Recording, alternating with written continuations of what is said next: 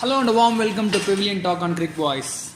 We are reviewing day 3 of the second test match between India and Australia.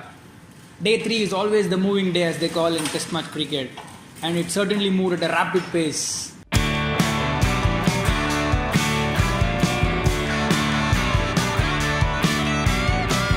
As always, we have Yomi on the show. Hi Yomi.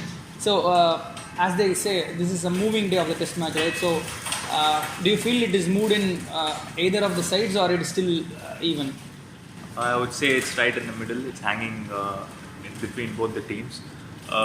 Definitely, this is how Test cricket is all about. I mean, it's so fantastic to see such a sporting wicket and two good teams really fighting it out, and still not a winner in sight.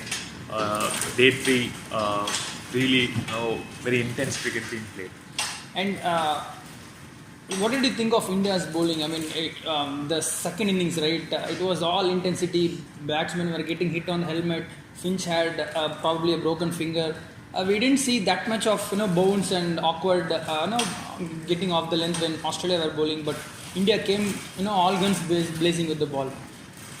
Definitely, I mean the intensity was totally up in the second innings, especially after they got all out, and the body language that each and every player had come in, and the bowler's attitude was totally different. You could see the ball zipping through off the wicket and breaking bones, and they looked a completely different unit. I mean, it reminded me of the old West Indies attack, and that's how it looked, and it was really fantastic to see.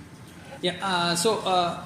With this test match hanging in balance, we have a new guest on the show as well. We have M. Ashwin, the Tamil Nadu leg spinner, who came to fame when he played for Dhoni's side in RP Super Giants. So we'll welcome him as well on the show, and we'll get more insights on especially Nathan Lyons, him being a spinner.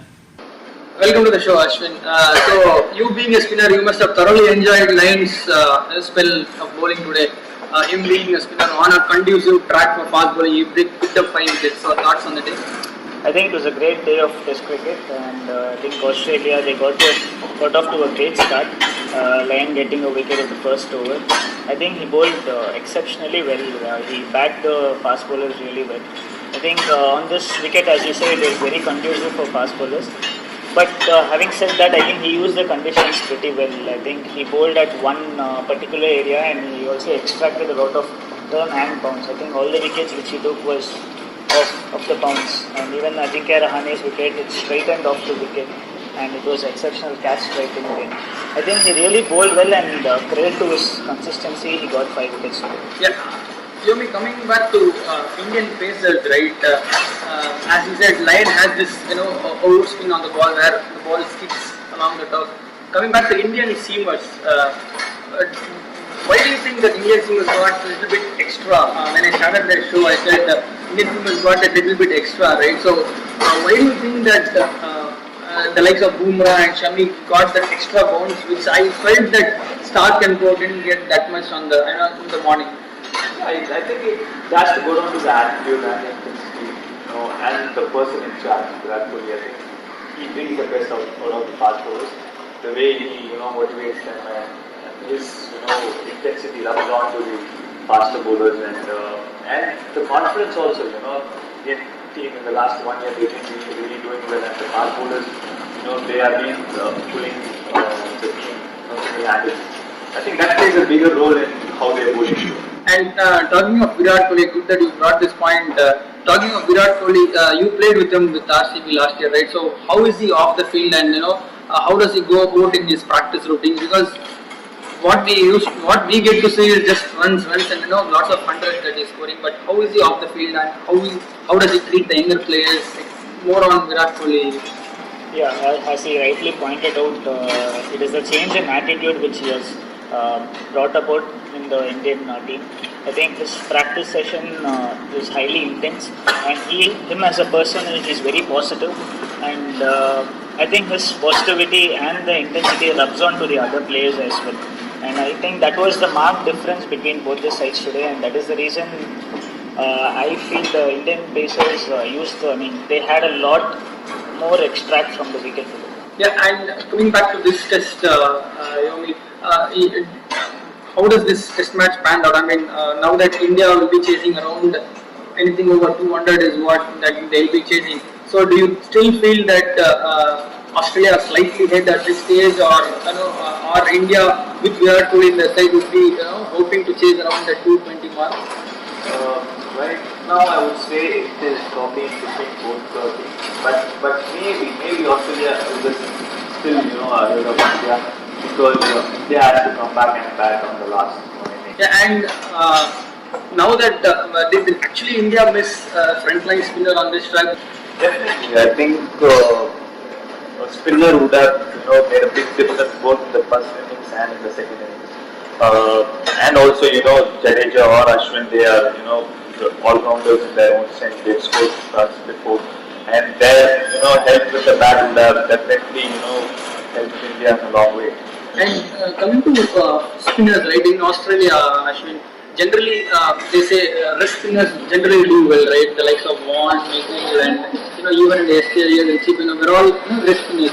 But Lyon is very different, right? Him being a finger spinner, he's been so successful in Australia. Why do you think he's so successful? I think the main reason for his success is his consistency, and also he knows how to bowl in these kind of wickets. He relies on bounce. So I think he was pinpoint accurate, and he was smart to change his various pace. And I think with the bounce he extracts, he made the batsman play on the front foot every ball. I think even the first test match, the wicket of Virat Kohli was a perfect example of the line and the length which he tries to bowl, and also the speed at which it's very difficult for a batsman to maneuver him for a single. So when you don't get that easy single, I think the pressure which he builds up, and that is the main reason I think he gets a lot of wickets. Since you brought this point, right, as a batsman, when you're facing line, I have asked this to Yomi as well. You know what is coming up from line, right? But still he's getting those wickets. So that means he's doing something very special. I think the speed, I think he bowls in the later 80s and early 90s. I think that the speed and the overspin which he imparts on the ball, I think it's very difficult because when you step out, the ball falls short. So I think it's very difficult when you go behind the bounce which he extracts. It's very difficult for and he also has a short square leg.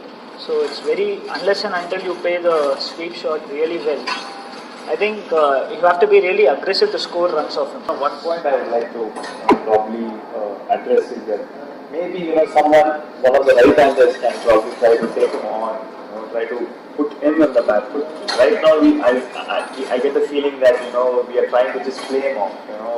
Maybe someone can put the pressure back on him, and probably let's see how he reacts to that. And that is where he has this advantage, right? Because there are bigger grounds in Australia, right? In India, maybe they could take him on and hit him out of the ground. But in Australia, maybe the grounds are big and he has this in-out field, right? He has a long on and he has a deep wicket and he has this closing field. Maybe bowling in Australia has this advantage of for him to have the outfield field. Yes, even in the first test, Rishabh Pant tried to counter-attack him. I think he scored 18 runs of one of his overs, but he got out the very next over. So I don't think Lyon really minds when a batsman takes him on. Definitely knows if the batsman attacks him, he's bound to get his wicket. So I think you have to be really smart. I think Virat Kohli actually showed how to play Lyon in this wicket. He was very patient and he tried to rotate and even score. He scored some boundaries of the cover drive. And I feel when you get to the pitch of the ball, it's actually a very less risky shot to play against him. Yomi, no show is complete without talking about Virat Kohli's batting, right? His 25th 100 and one of his best knocks. Definitely, we discussed about it yesterday as well. But we still don't get bored talking about his innings, right? Yeah, absolutely. It will definitely go down as one of his best hundreds. I think it's unanimously, everyone has said the same thing. Definitely, he's just upping his game every innings. You just see that man coming out with, so much grit and attitude, which we've spoken so many times before. It's so nice to see that, and it's so inspiring for all the cricketers around the world. And he's leading by an example, and that's why he's the number one batsman. And by the look of things, I think India needs Kohli repeat again in the second innings, right? I think the century, this century should be right up. This is his 25th Test century, and definitely this should be one of his best centuries, and I think he's showing the other players how to bat in this wicket and in Australia. And definitely, as you say, India would be chasing definitely anything above 250. So definitely they want another Virat Kohli special in the second innings. And Yomi, we have discussed again and again about the role that his senior players play, right? The likes of Rahane and Pujara. But do you feel that the contributions from these three can still win India this series, or at some stage the openers and lower middle order has to contribute? Definitely, you can't rely on only three batsmen to win a series. That is for sure. Probably a match, yes, you can rely on these two or three. But definitely to win a series, the whole batting unit has to come together. You can't expect a Kohli or a Rahane or a Pujara to put their hands up and perform every time. So it is up to the other batsmen to stand up and take them, count themselves in and perform the way they need to. So your predictions on the game? I mean, from what you are seeing from your...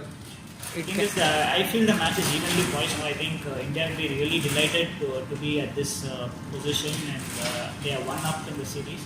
And yes, they would like to wrap it up in another 100 runs or so. And if they do that, I think they have a really good chance of winning this match. And what about you, Yomi? Do you think that it will be 2-0 for India after Perth, or do you still feel that Australia have the runs already in the bank?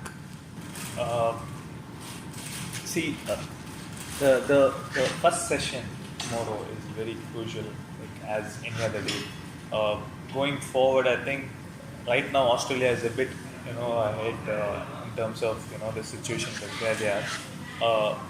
But saying that, I'm still a little skeptical about that lower order batsmen. We don't want them to get anything more than 50 runs out.